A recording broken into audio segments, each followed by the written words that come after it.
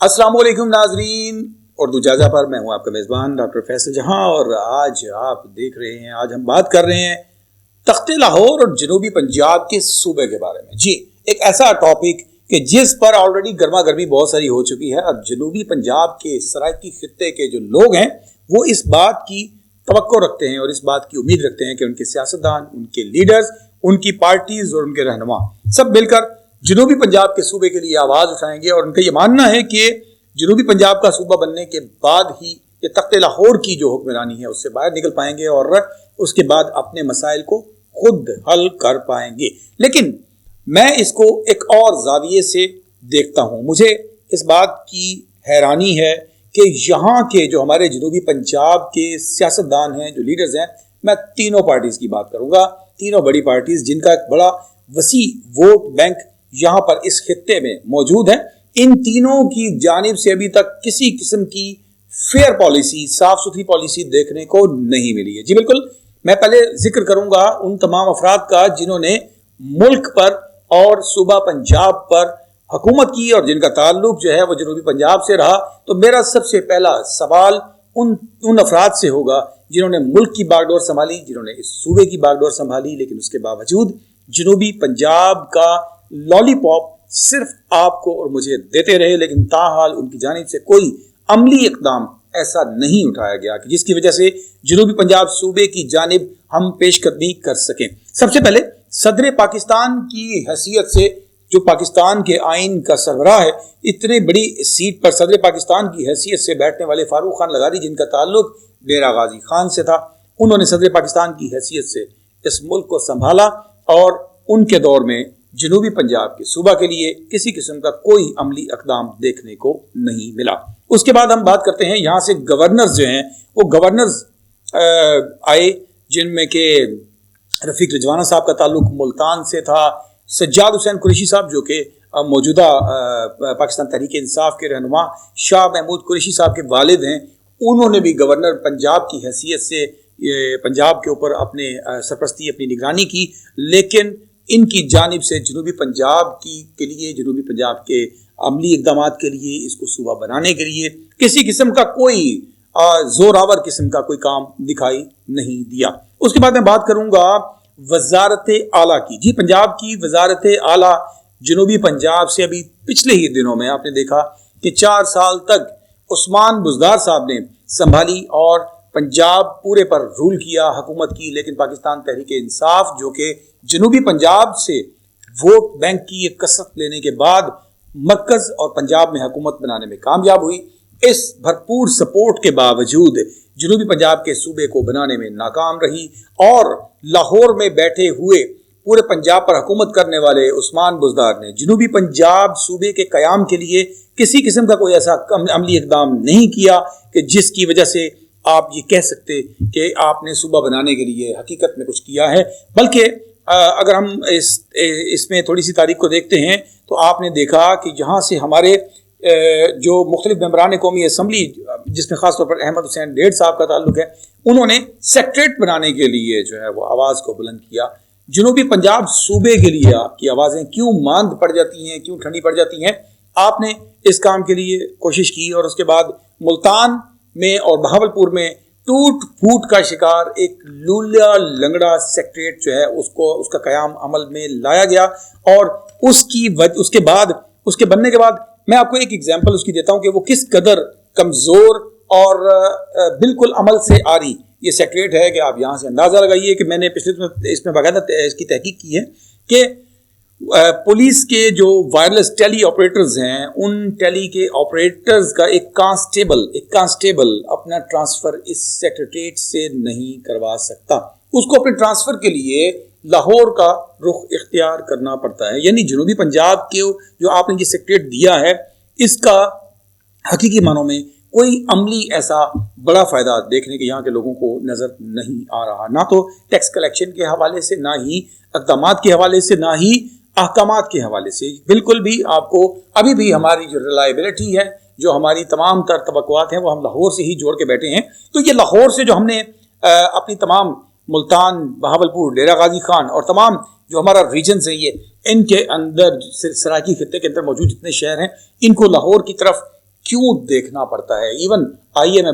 اس وقت رخ اختیار کرتا ہوں دو ایسی شخصیات کی جانب جن کا جنوبی پنجاب سے بہت بڑا ایک نام ان کا مانا جاتا ہے، بڑے بڑے عہدے انہوں نے سنبھالے۔ میں سب سے پہلے بات کروں گا سید یوسف رضا گیلانی صاحب کی، جو کہ پاکستان پیپلز پارٹی کے پلیٹ فارم سے وزیر اعظم پاکستان منتخب ہو کر اس ملک پر 4 سال تک حکومت کرتے رہے، اور جنوبی پنجاب نے تخت لاہور کا رونا جو ہم روتے ہیں، تو جنوبی پنجاب کے اندر سے ایسی ایک شخصیت اٹھی جنہوں نے پورے پاکستان پر جو ہے وہ حکومت کی، وزیر اعظم کی حیثیت سے، چیف ایگزیکٹو آف پاکستان کی حیثیت سے، اور اس کے بعد بھی ہم جنوبی پنجاب کا صوبہ بنانے میں کامیاب نہیں ہو سکے، باوجود اس کے کہ سید یوسف رضا گیلانی کے دور میں قومی اسمبلی میں اس بات کے لیے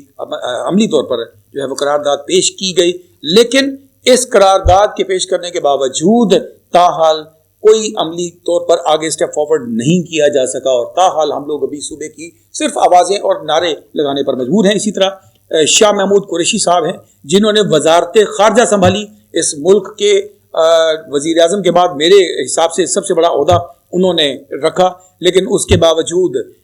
میں اس بات پر خاص طور پہ حیران ہوں کہ جب اقتدار میں تھے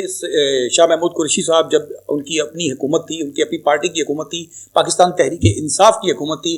تب انہوں نے اس بات کا مطالبہ کیا کہ جنوبی پنجاب کو صوبہ بنایا جائے۔ مجھے آج تک اس بات کی سمجھ نہیں لگی کہ آپ حکمران، آپ اس ملک کے مالک، اور اس حکومت میں ہوتے ہوئے آپ مطالبہ کر رہے ہیں۔ مطالبہ کس سے کر رہے ہیں؟ مطالبہ کرنا آپ کا کام نہیں تھا، اس وقت آپ حکومت میں تھے، آپ کا کام تھا عملی اقدام کرتے ہوئے اس خطے کو ایک صوبہ فراہم کرنا۔ اسی طرح سید یوسف رضا گیلانی صاحب نے آج سے 3 سے 4 روز قبل اپنی ایک سٹیٹمنٹ میں اس چیز کا شکوہ کیا، اس چیز کا دکھ کا اظہار کیا کہ ہمارے ملتان کے اور جنوبی پنجاب کے جو معاملات ہیں ابھی بھی لاہور سے ان کا حل نکالا جا رہا ہے، وہیں سے ابھی تک تمام کام ہو رہے ہیں۔ تو پھر آپ یہ مطالبہ سید یوسف رضا گیلانی صاحب، آپ یہ مطالبہ کس سے کر رہے ہیں؟ کیونکہ اس وقت پی ڈی ایم کی حکومت کا آپ حصہ ہیں، آپ اس حکومت کا پارٹ ہیں، آپ لوگ حکومت میں ہیں، تو پھر آپ مطالبہ کر کس سے رہے ہیں؟ لہٰذا مجھے شاہ محمود قریشی صاحب اور سید یوسف رضا گیلانی صاحب کی جانب سے جو یہ مطالبات کیے گئے، حکومت میں رہ کر جو کیے گئے،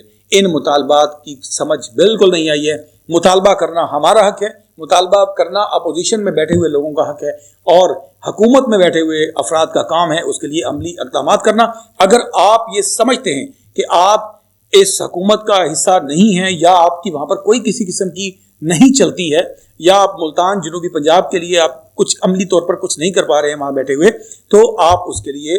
اعلان جنگ کریں، اور اس کے اوپر آپ بالکل اس حکومت سے علیحدہ ہو جائیں۔ آپ اپنی سیاست کو زندہ رکھیں، آپ کے لوگ آپ سے توقعات رکھتے ہیں کہ آپ ان کے لیے آواز اٹھائیں، لہٰذا یہ آپ لوگوں کا مطالبہ کرنا اس وقت نہیں بنتا۔ آپ کا کام عملی اقدام دے کر اور اس صوبے کے وجود کا اعلان کرنا ہے، اسمبلی میں قرارداد منظور کرنی ہے، اور اس وقت آپ کے پاس قومی اسمبلی میں آپ کے علاوہ کوئی ہے ہی نہیں، کوئی اپوزیشن ہی نہیں ہے، تو آپ کچھ نہ کچھ کر سکتے ہیں۔ لیکن بہرحال چونکہ اس وقت آئینی طور پر اس کو کرنا ممکن نہیں، کیونکہ صوبہ پنجاب کی اسمبلی اس وقت انیکٹیو ہے، لہٰذا آپ مطالبات نہیں کر سکتے، آپ کو احکامات جاری کرنے ہیں۔ دوسری جانب میں بات کروں گا اس موجودہ سیکریٹریٹ کی، جو کہ ہرگز بھی صوبے کا نیم البدل نہیں ہو سکتی، اور جنوبی پنجاب کے لوگ تاحال ایک اپنے آزاد صوبے کے لیے، ایک اپنے ایسے صوبے کے لیے کہ جہاں پر اپنی ٹیکس کلیکشن کریں،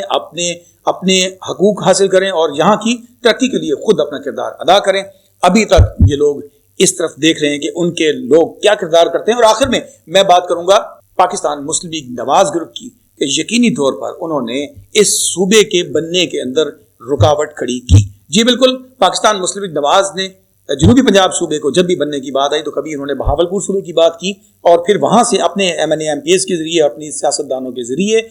انہوں نے اس زور کو توڑا، اور پھر اس کے بعد تحریک انصاف یا پیپلز پارٹی دونوں ہی ان کے سامنے بے بس نظر آئیں۔ انہوں نے جنوبی پنجاب کو صوبہ بننے سے روکا، اور اس کے اوپر جو ہے جس کی وجہ سے جب آپ 2 صوبوں کی بات کریں گے، جب بہاولپور کو بھی ایک صوبہ بنانے کی بات کریں گے، تو بہاولپور کے لوگوں کی ہمدردیاں تو آپ سمیٹ لیتے ہیں، لیکن حقیقت یہ ہے کہ آپ اس اعلان کے ذریعے جنوبی پنجاب کے لوگوں کو جنوبی پنجاب صوبے سے محروم کرتے ہیں۔ دوسری جانب پاکستان تحریک انصاف بھی دوران اپنے لاسٹ اقتدار میں جو 4 سال اقتدار انہوں نے سنبھالا، اس اقتدار میں بھی وہ خود اس سلسلے میں ہرگز نیک نیت نہیں تھے کہ وہ اس